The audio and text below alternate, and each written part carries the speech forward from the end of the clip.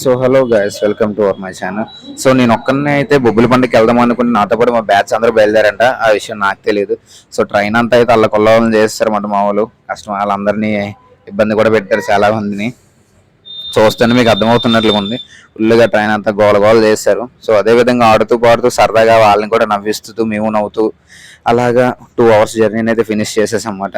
Finish చేసిన మధ్యలో మావాడైతే tea అమ్ముతున్నాడు, మీకు ఆల్రెడీ చూస్తున్నారు కదా. సో అలా మాట్లాడుతూ మాట్లాడుతూనే మేము బొబ్బులు దాకా వచ్చాం అన్నమాట. ఇది బొబ్బుల్ స్టేషన్ చూస్తున్నారు. ఇవేనా నేను చిన్నప్పటి నుంచి స్టేషన్లోనే చూస్తున్నాను.